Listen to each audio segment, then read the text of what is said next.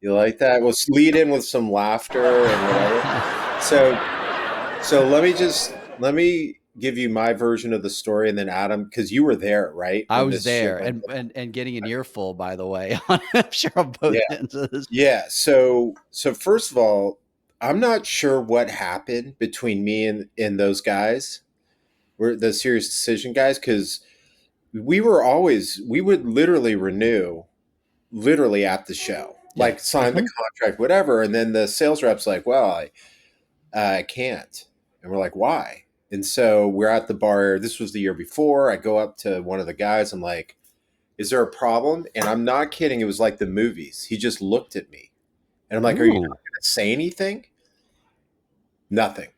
I'm like, okay, I have no idea what's going on. And I tell Scott Albro, right? He writes them a note. They're like, no response. So we're out, and the next year they're having it, and either Hidalgo or Needles or Jason Stewart or whatever write me, and they're like, hey, why aren't you here? And I'm Right. like, well, I'm not sure what happened. And then I'm in a meeting, okay, back home in San Francisco.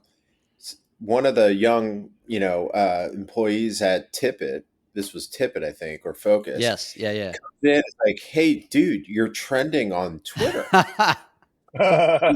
What? For what? So I go on my Twitter, and basically someone wrote, where's the Funnelholic? That was, by the way, for everyone here, that was my old stage name. And then people are like, well, he wasn't, invited, whatever. And then all of a sudden, Needles and these guys start this hashtag, free the Free the Funnelholic. Funnelholic. Yeah. And it just starts going, it takes over It the did. conference feed. I'm dominating it. It had to drive them nuts. And then I'm not sure what happened. About 1 p.m., Jason Stewart creates T-shirts. Right. Okay, 100%. that you could buy. It was a free the Funnelholic. It was like, I'll have to find it. I have one. I found one last night. Matt knows because I was talking to him while I was going through my closet and found the old Ricky Manny Jr. jersey and all this stuff. And I found a free the Funnelholic shirt. There were onesies, which I put my babies in. Uh, Hats, like long sleeves. Dude, it was amazing. And then Jason donated the proceeds to a charity or whatever. And it was so funny, man. The free the Funnelholic was such a fun little diversion there, man. From ABM to PLG, from Medic to MedPick, the world of business is constantly evolving. We'll cover the who, what, where, when, why, and most importantly, how you get the transaction. I'm Matt Amundson, and he's Craig Rosenberg. Let's get started. Man. But anyway, yeah, that was early days when we were all just grinding marketing automation and demand gen. And were you at Silver Pop, or were you Annuit, or were you Left Brain then? I was I think I was I think I was either at Silver Pop or transition to Left Brain at that point in time, and was headed towards my ultimate transition, which was to get into more of the transformational consulting side of things. Yeah, yeah. So, did you guys know each other before this, Matt? No, Only by reputation. Yeah, reputation, right? And I didn't believe the things you were saying about Matt. I actually did think he was a good guy. So Yeah, in your face, Craig. Well, look, hey guys, like there's nothing hidden about that. I mean, that's like that on Twitter. But yeah, so Adam was that's when Matt knows him because Matt was at Marketo, and, Right. and Adam was really out there as one of the original, like the OGs in this like massive market transformation to, I would just call it at the time, quantifiable demand gen. Yes. Or in some cases, for many companies, demand gen in general, right? Because we're still putting up bus ads, bus stop ads, and doing those things in marketing. And Adam was OG in that. And then, he was at Silver Pop, which is old school for everyone here. There's a whole bunch of people that are listening that have no idea what Silver Pop is. And then I remember Left Brain. And then the big one, I think 12, 13 years with ANNUITAS, which is a massive, frankly, I would say go-to-market transformation firm now. And, you saw their evolution over time. He wrote a book, Demand Equation. And then the new one is, oh my God, I had to leave my office. I had it in front of me. Yes, thank you. The Chief Growth Officer's Handbook. I'm sure we'll talk about that. And so in many ways, this is a reuniting because Adam reached out and we hadn't talked in probably 5 years. And then we're like, yeah, let's get on the show and talk about it. It's been far too long, Craig. And you're talking about new things now. So I think this will be a really great episode for everyone. So the transactions welcoming Adam Needles, who you will see as the author, as well as going on incredible ski journeys, because he's always this is true. Going some hella skiing somewhere in Switzerland or something. But welcome, Adam. Hey, it's great to be here with you guys. Let's just jump into it now that we've had our fun talking about get into it. Here we go. Since we started late due to my technical difficulties, which are now traditional, I heard Matt. Yeah.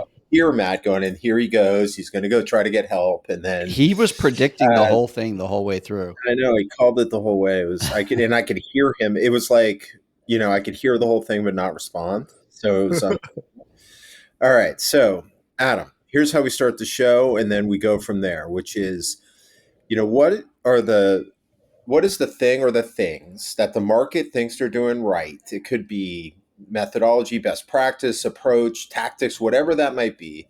They're actually wrong, and they should be thinking about it different. What is that or those things, and then what should they be doing differently? The microphone to you, my friend. Well, I appreciate it. Again, it's great to be, like this song says, Craig, reunited, and it feels so good, Oh, jeez. Look at that. I will like that one. I'm going to say something super spicy. I mean, Craig, you know me from years ago. I've been known to throw an F-bomb up on stage, but I think that we're at a truly transitional moment for the CMO. And I'm just going to say this. I think that part of the problem that we have in efficient go-to-market, in holistic experience, demand experience for buyers we're trying to engage with, I think one of the biggest problems is the CMO. And I'm just going to say, I don't think the CMO role is working for anybody anymore. It's got a functional legacy, right? So for far too many organizations, the CMO is defined by the person that is in charge of people that do marketing things, right? So we throw product marketing in there. We throw go-to-market activities. We throw customer and we throw all these things in there, right? But we've got to get away from functional org design in general, first of all. But second, we've got to get to this point where we are better orchestrating, aligning engagement with our prospects and better improving their journey and orchestrating sales and marketing interactions. And I'm going to say that as long as you've got a head of sales and a CMO, you're never going to have actual sales and marketing alignment. And that we need to think, and this is what we talk about in Chief Growth Officer Handbook. I'm not saying every organization has to have a chief growth officer, but what we talk about in there is this idea of you need someone who's in charge of the go-to-market motion. And in that person being in charge of the go-to-market motion, it's okay to let go of the awesomeness of the product management, product marketing, right? It's okay to let go of the corporate brand. I actually think an ideal company's got a head of go-to-market or a chief growth officer, a head of product or head of solutions, and somebody that actually owns corporate communication, corporate brand. But what I just said there completely just blew up the CMO's fiefdom. So let's start there. Take that, Matt Amundson. Yeah, I'm just going to sit in the corner and cry for a little bit. I think so. Here's what I'll say. I both disagree and agree. What I agree with is I don't think it's ever been harder to be a CMO than it is right now. Fair.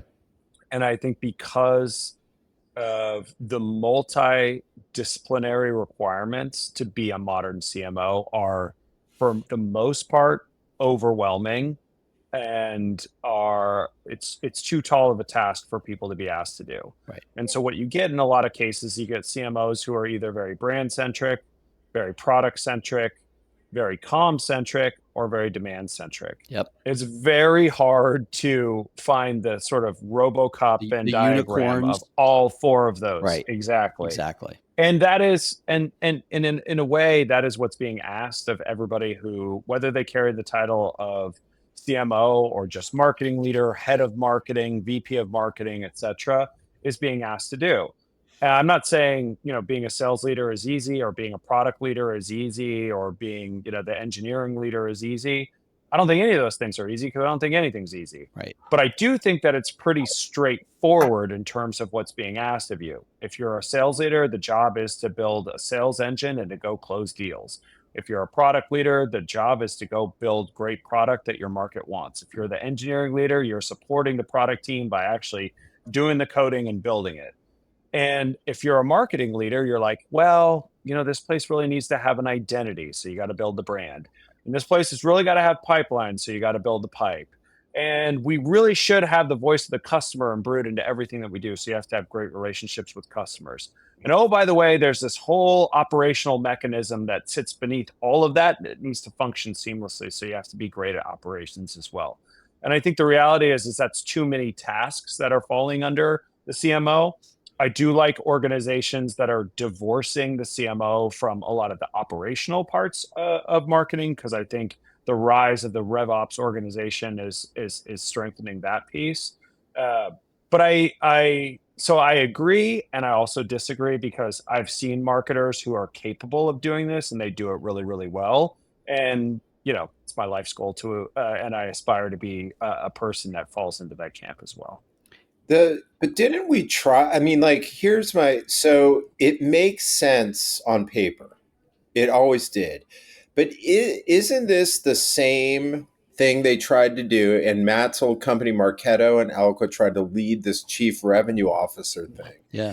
And I think part of the thing we need to flesh out is sales, frankly. I mean, look, in my opinion, that failed. Yeah. Because we put sales leaders on top of marketing. Yeah. There's not a single CRO who's not just a sales leader, period. Yeah.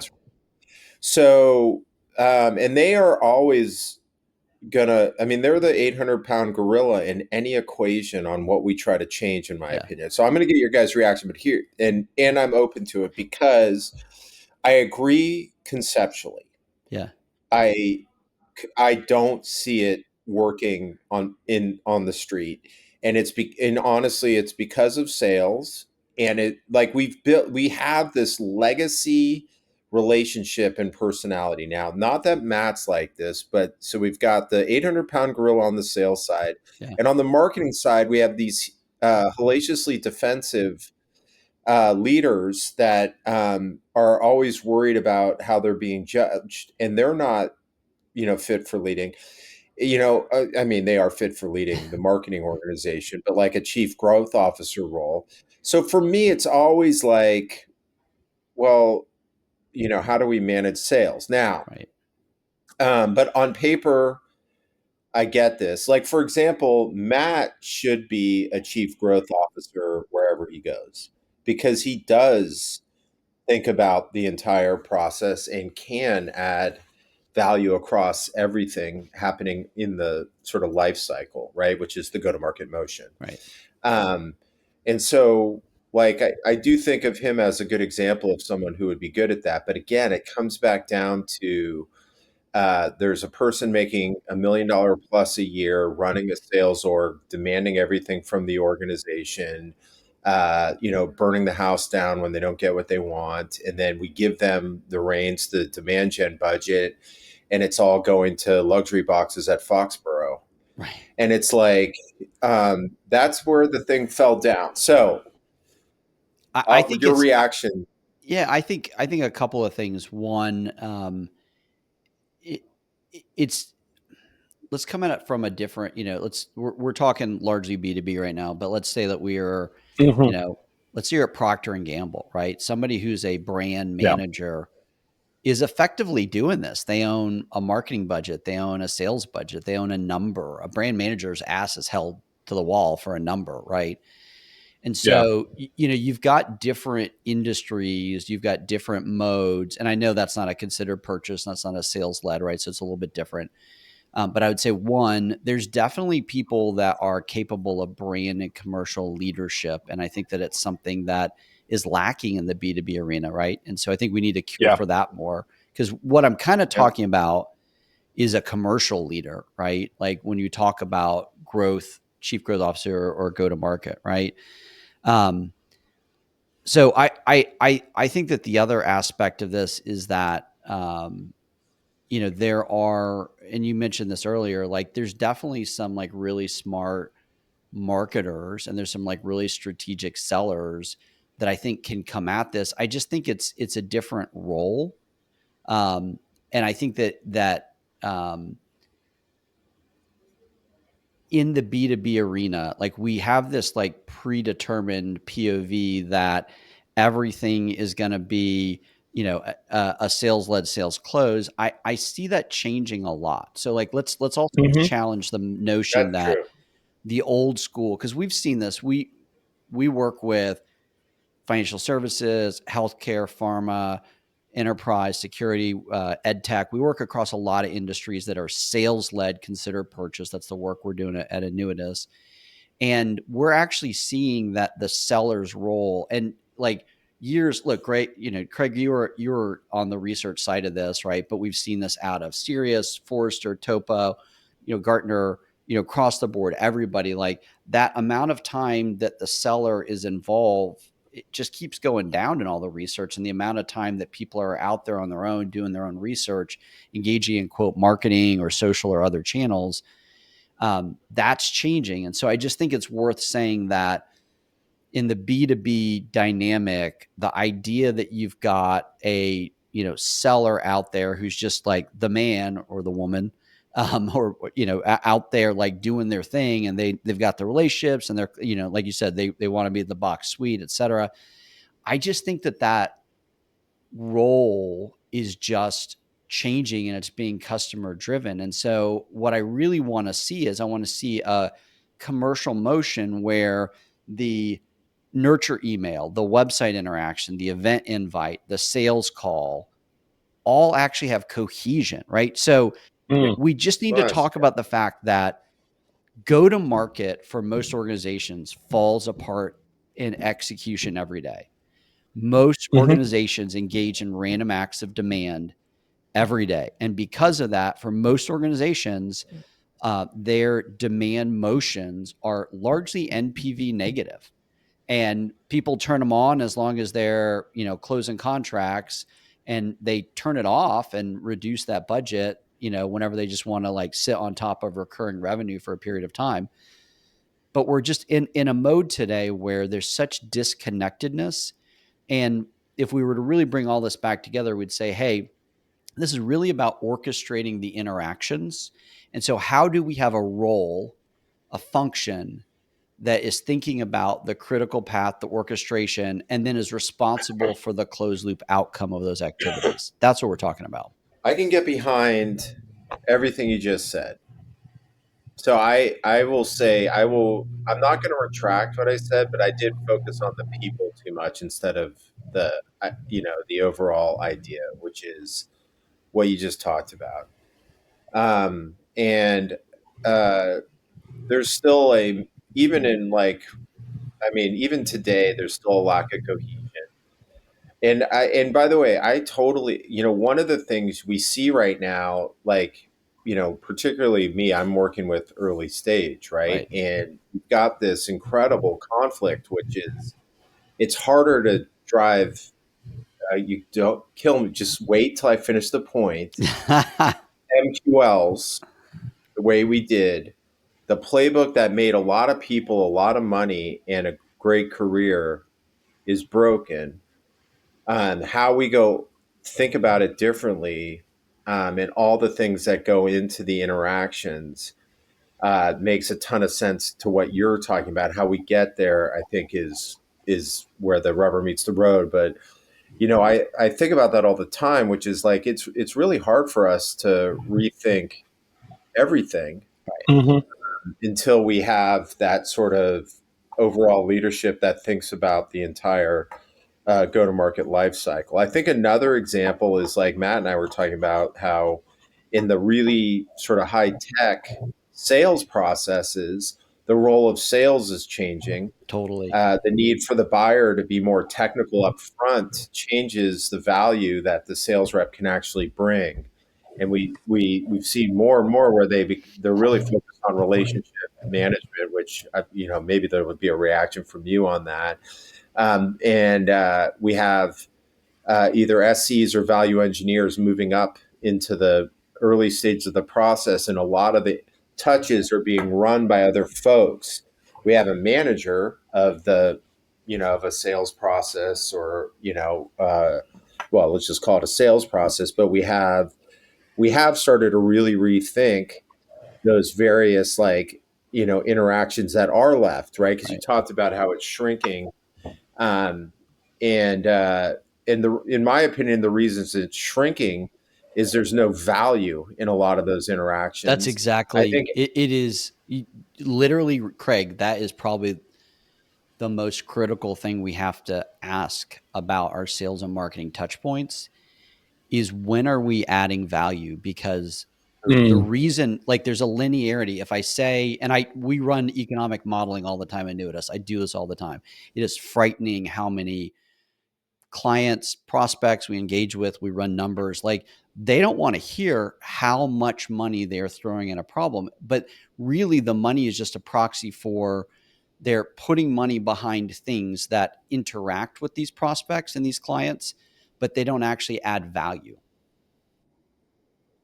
And that's that the is true. problem. Like, we need to actually be, the rationalization is how do we build sales and marketing? And in fact, saying sales and marketing is part of the problem. I'm just going to say that because both of those are outbound, like meaningful to the seller, the marketer, but have no meaning to the buyer. The buyer just has an information search they're going through, a discovery and validation process that they're going through, and they just want you to add value in that process. And the people they work with ultimately are the ones that are value added ongoing. And so it is interesting when you talk about the relationship and relationship management. Like, I do think, I actually think it's a little bit sad. We're seeing across the board the death of relationships, but I do think that the concept of value and value add is becoming more important, and relationships that are enduring are ones that are not like, hey, let's do a, family meetup this weekend. It's not the like, hey, let's talk about, we both like basketball. I'm not saying that doesn't have a place, but I think particularly in B2B, it's literally, are you adding value? Are you helping me navigate these really complex, challenges that I'm having in my business? And I really feel like that's what we need to pivot towards in our demand. Like, I don't want to say sales and marketing activities anymore. It just is a demand motion. It's a go-to-market motion, right? And so, like, how do we build a perpetual value-added demand motion? I feel like that's what we've got to solve for and go to market. Adam, who's doing this right? Like, what's like the shining city on the hill here, where you can sort of point to somebody and say, this is what good looks like. Adam, before you answer that, if you don't mind me pointing out, he used the shiny city on the hill. But okay, go ahead. Yeah, sure. I mean, we're getting into, it's election time, baby. All right. I like it. I'm going to mention, one of them that's a client of ours, because I just happen to know. Sure, is of course. Monotype. They're fascinating company. The fonts on your computer, the fonts in the video games, like, they're the leader in primary foundry and provider of fonts to like most of the world. And Nine and Chaco, who we've worked with a couple times before, we worked with him together at Peer Newswire a number of years ago and built an amazing sales and marketing apparatus. So like we were part of the solution, but what we built together with Bob Seiler, who was his CRO, was truly what we're talking about.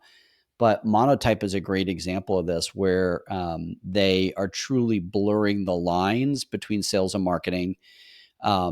You've got, quote marketers who have, actual like inside sales and development teams that are under their purview.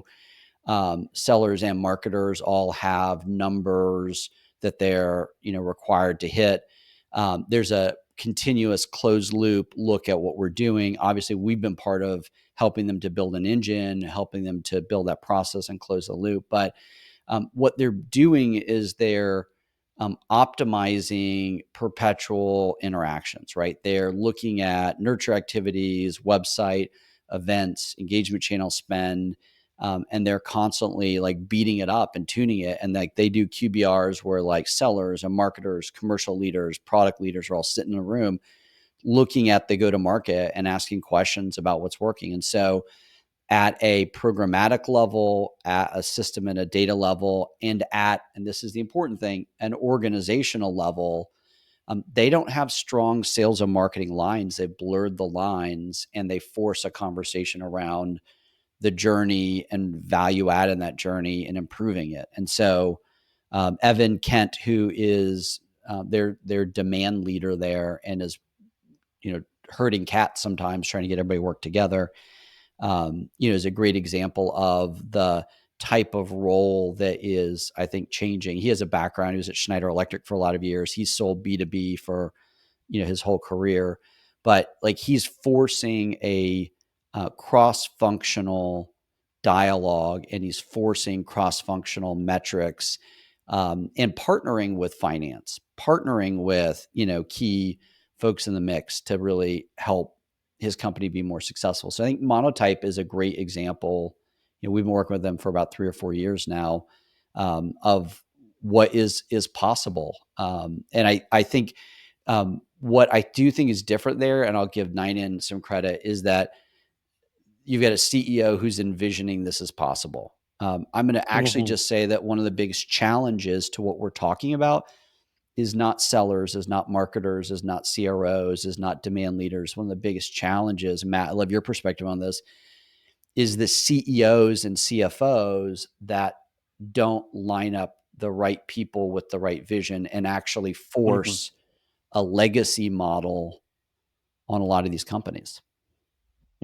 Yes. So what I've seen both as an operator and as an advisor is the sort of CEO profile du jour for startups is now more than ever, in my opinion, a product person with almost no go-to-market experience. Right. And when they hire their sales and marketing leaders, and they often hire them in tandem, they're kind of like, hey, get in here and do this thing. And they say things like PLM, and they believe that product led is something. Yes.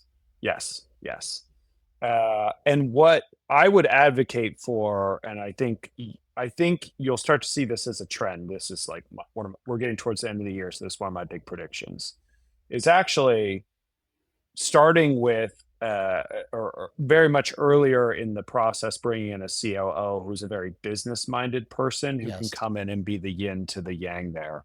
And the problems that I'm seeing with a lot of organizations is that, Series A wants to hire a CMO and there's no marketing team. So just like go build it all from scratch. Right.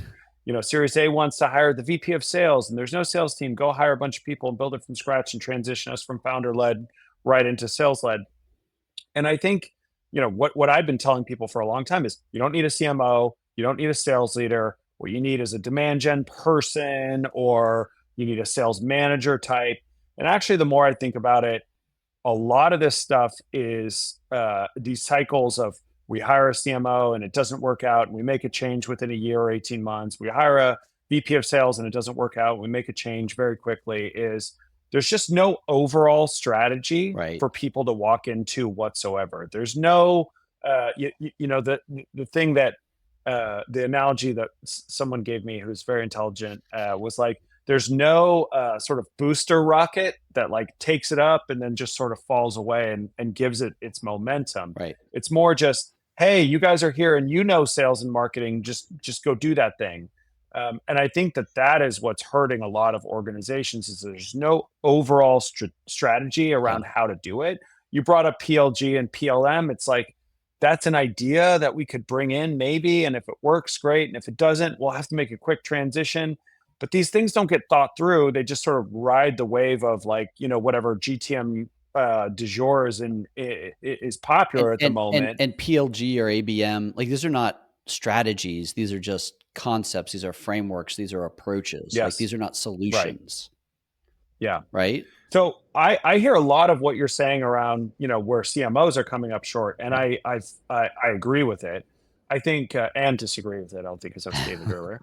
I'm glad that you've still got that. You've reserved your right to disagree with it as well as agree with it. That's right. That's right. Doesn't that mean you're neither? What's that? If you agree and disagree, doesn't that mean zero? I think it's like sweet and sour. Like that's yeah. It's like, you're at the Chinese food place and like the best stuff is like the sweet and sour, like together. Yeah. Like that's where you get the good insights, Matt. So I'm with you. Yeah, thank you. I'm with you. Thank you. Well, thank you. Yeah. Keep going. Sorry. I just think that the answer to a lot of these problems is hiring like a really good business-minded COO early on. To be the countermeasure to the very product oriented COOs that are sort of really in vogue right now. I do think partnering also. One of our clients a couple of years ago, Dave Kyle, who's been a very successful entrepreneur venture guy here in Atlanta. I mean, a company QA Symphony, and he literally.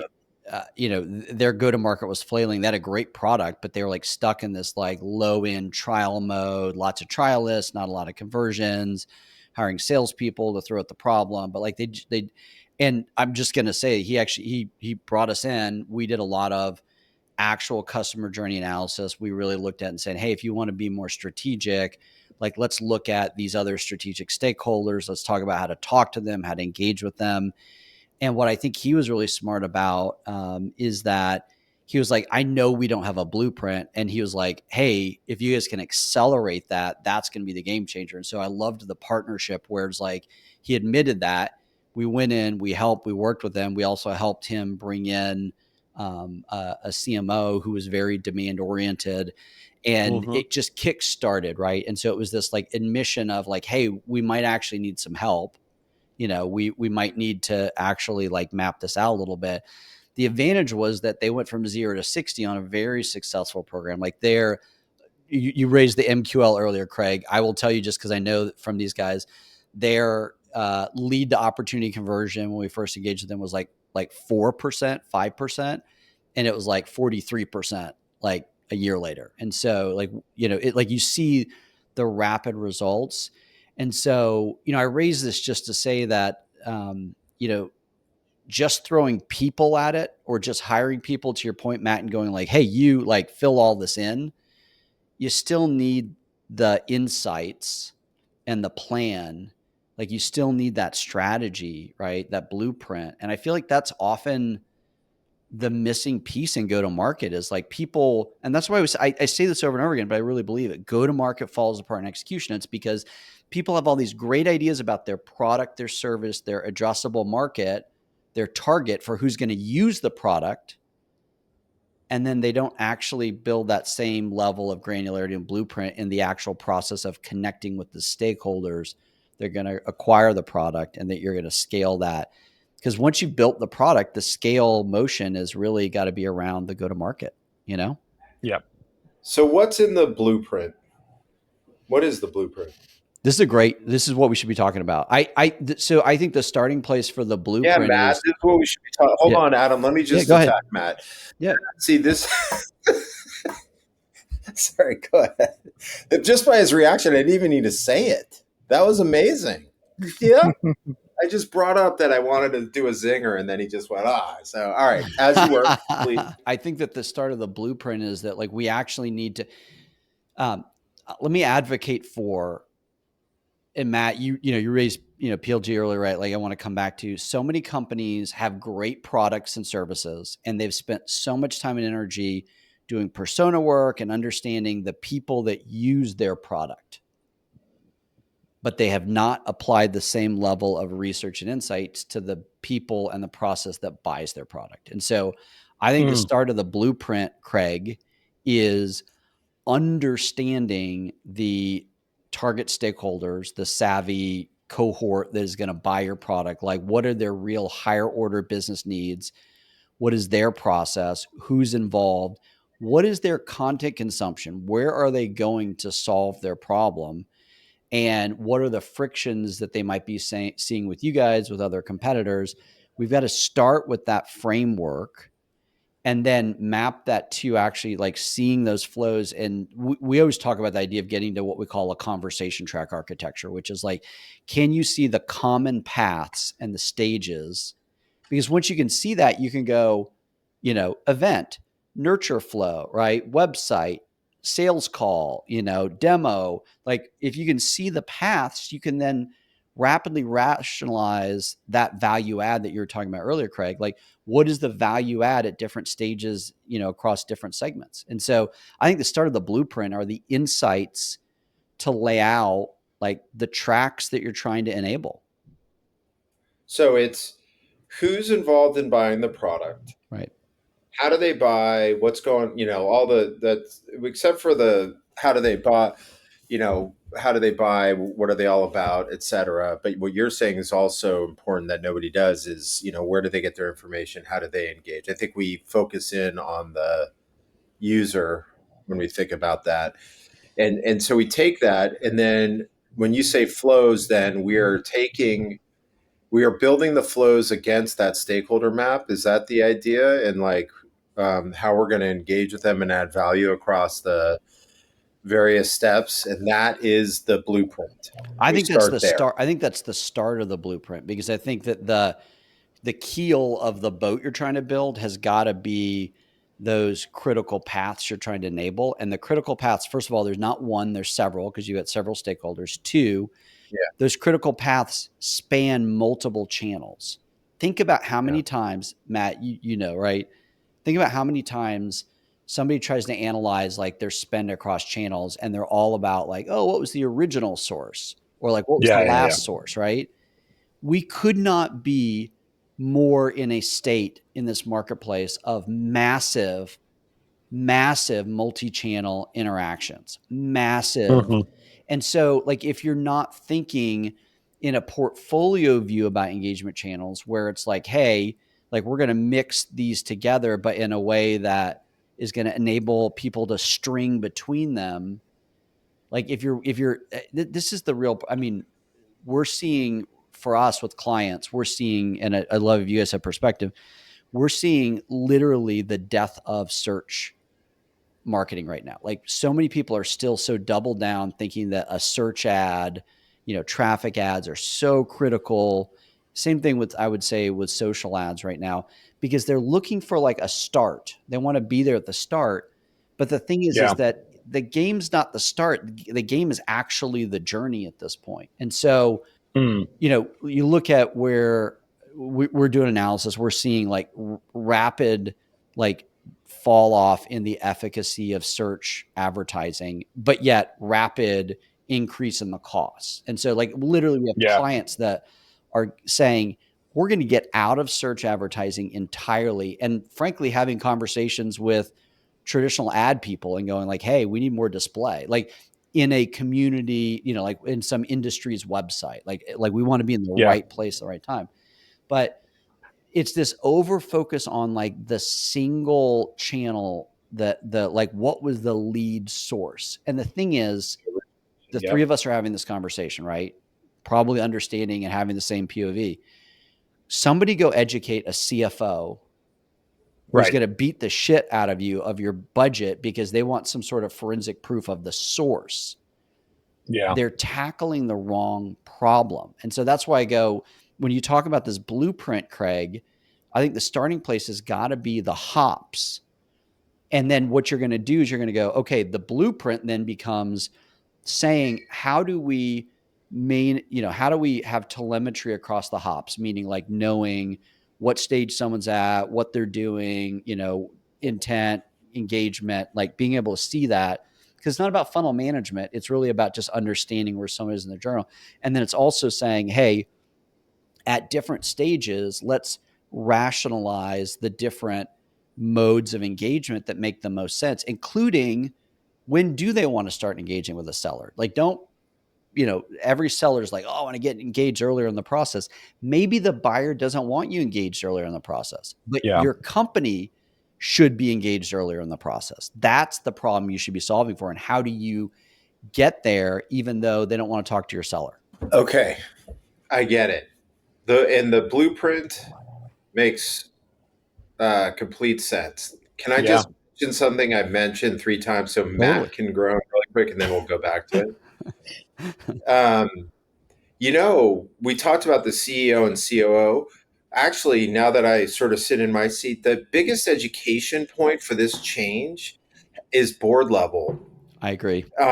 We need a storyline. So, like, let's say Matt and I left this and said, Adam's nailed it, chief growth officer, all this stuff. Then I'd say, well, look, you can't write a book. Like you can write a book. You got to write the book. That wasn't it. The book's part of it, but the big one is like, Matt has to go before the board, and there's someone up there who's like, well, I don't see how, you were talking about attribution. Right. That started with a defensive mechanism and is now a board level ability for them or the CFO to see something. Right. Mm-hmm. And so the education actually, there's a ton of education required for what you're talking about. But like there's a board level education here thing. I think because it's there's a really good business acumen exercise in what you just said that I think it will resonate. We just need to be able to better talk about it. And so I say it all the time, but I've learned this. I know you're not necessarily an ABM guy or whatever guy, but let me just take that for example. Part of the ABM thing was like, we'll move away from MQLs and you want to do this, but nobody told the board. Right. They didn't, and they didn't explain it to the CEO. Right. Yeah. And until you do that, you're asked, it's like we need everyone on board. So I get it. I actually think the blueprint is really helpful here. Yeah, me too. I'm just sitting here going, man, like the blueprint is actually this tie that binds the ELT. Yeah. The folks that they could see this, and it makes total sense. And in what you're describing, frankly, Adam, is when you say insights, there's a fair amount of research that creates that insight that makes what the blueprint looks like credible. And then the second part is it remains credible because you do have to revisit it. Right. And look at, as you said, you were talking about with I forget the name of the company you gave as examples, like 8 functions in a room looking at the data across that blueprint and what's working and what's not working. And as a group, we make adjustments. I feel like which means, and so just let me insert here, a key call of what you just said there is that, and so that means that there's insights that start the blueprint, but basically like you need to think about your analytics, not in a defensive way, but in a way where they can be diagnostic and can actually help you tune and see, everybody always talks about like different analogies of like how to see demand. Like, there's a factory mindset, like, oh, it's about these different stages. And, regardless of how you talk about it, there still is this need to go like, hey, are we seeing the interactions and the efficacy, the like result of different stages? And like, you need to be able to, when you have the conversation about like like how well the blueprint is doing, you need to make sure that you've created actual dashboards and metrics that can then tell you how you tune the blueprint, not then lead you in some alternative activity to just defend, marketing spend. So we would start with the blueprint, and then like, I'm just trying to think about it from getting started, right? So like, we're going to lead this effort to develop the blueprint. I love that. It makes a ton of sense. then, but the blueprint starts with how they want to buy across these multiple stakeholders. Right. Then we talk about the various ways that we will engage with them across those touch points. Right. And then we create a set of systems so that we can look at and optimize that. Right. So is there anything else we need to think? Because well, so yeah, there's a critical step here. So then, and this brings us back to the start of the spicy entry point about the CMO. So it's like, so once you've got this sense of the journeys, the programs, the content interactions, the sales enablement interactions, the qual, the systems, the data, like you said, like once you've got all that, you still have a fundamental like elephant in the room. What is the organizational stewardship of that journey? And how do you rationalize the roles of a field marketer, of a web designer at your firm, of a content marketer, of a lead developer, of an inside seller, of a sales engineer, of an enterprise accounts, leader, a big game hunter, right? Like, so you think about this continuum of these people around the go-to-market process. And by the way, it also exists in the post-sale. Like we completely just like, you want to talk about how unsophisticated companies can be. Let's start talking about the post-sale demand engagement, right? Like the lack of any, like we talk about we always talk about pre-sale having like a clear engage, nurture, convert mindset. And then we talk about post-sale having a succeed, develop, grow. Nobody is focused on anything other than account renewal in the post-sale, right? Like there's no, it's a Wild West. But I go back to, and I'm getting sidetracked there, the org, right? We need to rationalize these sales and marketing roles against that process, that journey that is what we're defining the blueprint, right? Like we've got every other piece, Craig, but who owns, and if you don't have a clear sense of who owns what by stage, then nobody owns it. Then you have gaps, and you have a buyer that is off doing their own thing. Yeah. One thing, Matt, I'm going to cue you because one thing I noticed about Matt is in his blueprint, he has an incredible way of simplifying, early, because he's an early stage leader. Right. And like, when I've looked, I've been friends with him for years, and I've watched the way he takes what looks so complex and is so messy, and takes that, his version of the blueprint, he really simplifies. And I don't know, Matt, is that purposeful or what? But like, it is pretty extraordinary when I think about it. How you sort of take all of these nuances and complexities, but you think of, your blueprints are pretty simplified in a good way. Really. Yeah, I mean, one, it's just because I like to try to make it accessible to everybody in the organization, especially people that don't have any go-to-market experience. So important. And two, I sort of live by that, like, if you can't explain this to your parents, then you shouldn't be trying to explain it to other people, which is, and my parents are very non-technical. So, I also think that, like, even though things are very complicated and very complex, the more you proselytize how complicated and complex they are, the more afraid people get. Yeah. I think it's about being sophisticated, not complex. Like you don't want an unsophisticated go-to-market. You want an absolutely sophisticated go-to-market. You just don't want a complex go-to-market. Yeah. Yeah. I love what you just said before, by the way, Adam. I didn't mean to move right off it, but as you were talking, I was thinking about Matt's sort of simplification, magical power. By the way, my dad asked me what I do last week. I've been how'd that go? Here for years. And then before that, when I was just, like in my 30s, I was a teacher before I joined tech. And the holiday card would still say, Craig's still teaching people, because they could not figure out what I did. Yeah. I don't know if the simplification will work on my parents. That's the hardest simplification for any of us to drive is my parents are lovely people, and I know that they support whatever I'm doing. I'm pretty sure they don't know what I do. So they're lovely people.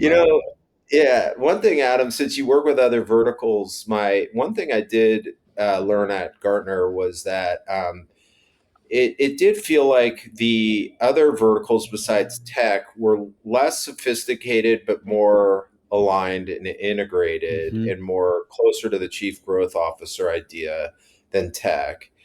When there was, as you know, it's like there's no CRO in financial services. It's the chief business or chief commercial officer. Right. And they really did think about everything. They weren't as, when I talked to a tech leader, it'd be like, ooh, intent data, what should we go do? And then, we Yeah. talk to financial services folks, they were at the beginning of that sort of sophistication journey. But in terms of your, chief growth officer idea and better alignment, it feels like in some of those other verticals, they're farther along there. I don't know if that was I I wrong? will say that there's also a little bit more of a sense of there's some amazing marketers and people who truly lead, but they have a sense of, but they're in service too. So like at a financial institution, I feel like, think about some of the banks that we've worked with where we're like literally, you know, mid-market to corporate, kind of banking, we're targeting the corporate treasurer, the CFO, the controller, like engaging. Literally, there's a banker that needs to build a value-added relationship to these folks, and marketing needs to support that. It's so fascinating to me because let's talk about. I've emailed a whole lot of people in my lifetime, a lot of different personas across a lot of different industries. I will tell you that if I email a CIO or CISO from a software or hardware provider with some sort of value added report, something that's truly beneficial that would help them, they will just delete it immediately. Whereas at a banking institution, if like the CFO gets a report from their bank, from their banking relationship manager, like they're like, download that, print it out, they're marketing it Yeah. up. Like, there's a very different relationship that has been established there. And I think that there's a sense of respect for the time of the people are engaging with. And so I think we could all learn a lot from other industries outside of our own, particularly if we spend a lot of time in tech, where everything, the banker, the marketer is in service to a value added relationship, not interrupting, not like, it's always got to be something that's meaningful. And that leads to a good working relationship. Um, I, I got this email, recently from a seller at some sort of cybersecurity services provider. And the headline was literally something like, so are we going to talk or something like that? It was like something like super disrespectful, super interruptive. The Yeah. note had no value add. I immediately screenshot it, put it up on my LinkedIn. I was like, this is literally like the death of cold emailing, and I'm not trying to shame that person. Well, a little bit, but I'm not trying to shame that person. But I actually I want us all to look at that and go like, this is how bad we get sometimes. Like Mm-hmm. we should generate demand based on a value added interaction. Yes. Oftentimes, honestly, oftentimes. Yeah. That's And by the way, I amazing. talked to their CMO like later that day, and his comment was like, well, we have a range of tactics that we use. And I was like, they were targeting me because I'm the CEO of a company, we're Yeah. sizable in our space. Right. And they're targeting me with their services. And I'm like, I'm just telling you, Mr. CMO, like I am your prospective customer, might have bought your services, but not. And here's why. He didn't even want to hear the Right. feedback. He was actually like, oh, well, we have a lot of different ways we try and connect with prospects. I'm like, I know you sent one of them to me and I'm telling you, don't do that again. Yeah. It's bad. It's hurting your brand. You should care about your brand more than anybody. Come I on. actually try to be really helpful in I always try to give really positive, like constructive feedback to people if I have an issue with something. Like sometimes we all like our gut is to like get mad about or like, or just shut down and not say anything. If service is really bad, marketing is really bad, I usually try to give feedback. And I was like blown away to be having a conversation with this guy. He called me. And so like, I'm like talking to him on the phone and saying, can I just give you some feedback about this and why this doesn't work? And he just was not having it. I was, and so I think we've got to rewire tech. Again, I apologize if I've got us off track here, but like I think something came out of the conversation a couple of minutes ago, which is that like other industries have a different like go-to-market mindset. I actually think that tech really needs to like grow up and go like, let's respect the prospect. Let's stop harassing the prospect. Yeah. I think there's a lot of truth to that. And it's interesting because I don't think I talk about this a lot on the show because we've had a lot of people on the show who are, early stage Marketo, early stage Eloqua, early stage HubSpot, SalesLoft, Outreach, etc. And everybody who's, gone on from those organizations feels somewhat guilty for the state of things. Just because we made it so easy to send an email and to send lots of them. That was the intention, never was to be annoying and non-value additive or anything like that. It's just where it went. Right. Because it's easier to send more than it is to send good. Right. And that's I think the overall problem that we're in. I think we're all sort of in search of like, what is the next wave of demand generally going to look like? What's the new playbook? Adam, I think you said something here that's very profound, which is like the new playbook is to have a playbook. Yes. And people just don't have it. And they're doing random acts of selling, random acts of marketing. There's no cohesion between what anybody's doing.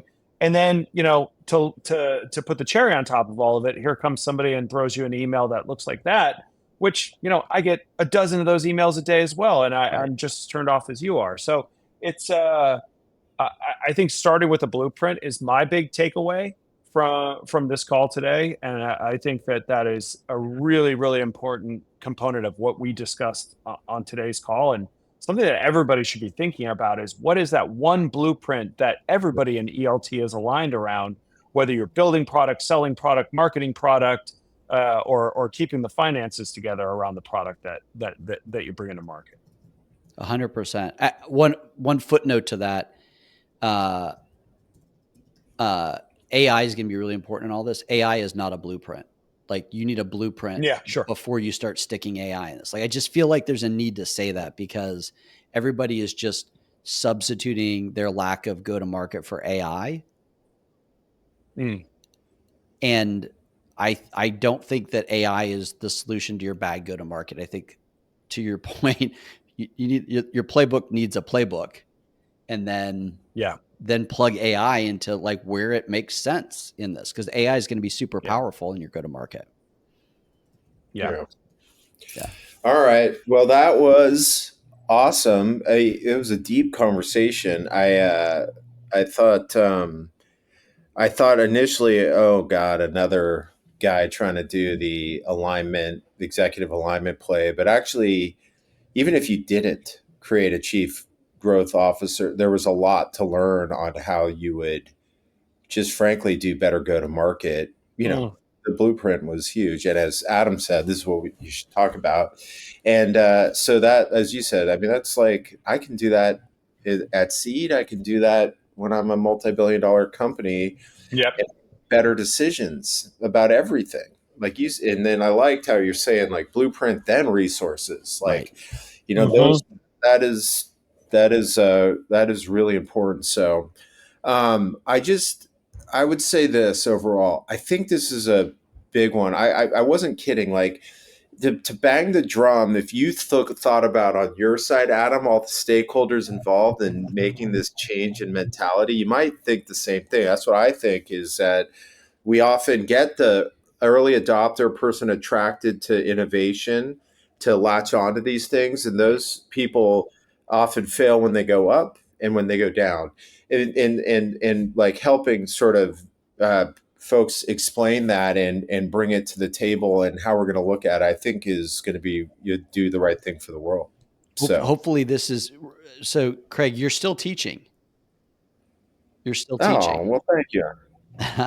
Well, I appreciate that. All right, guys. Well, that was the transaction. That's what kind of stuff we want to talk about here, Adam. So that was a great conversation, and I just want to say it's good to see you, man, and thanks. Good to see you too, and Matt, good to connect with you as well. And I appreciate you guys taking the time to include. It was awesome. Thanks, Adam. All right, brother. Thanks for joining us for another episode of The Transaction. Craig and I really appreciate the fact that you've listened all the way to the end. What are you actually doing here? For show notes and other episodes, please visit us at thetransactionpod.com. Like and subscribe on Spotify, Apple Podcasts, or any other place you get your podcast from. Either you have walked away from your podcast device, or this is playing somewhere in the background. Someone in your house would really like for you to shut this off now.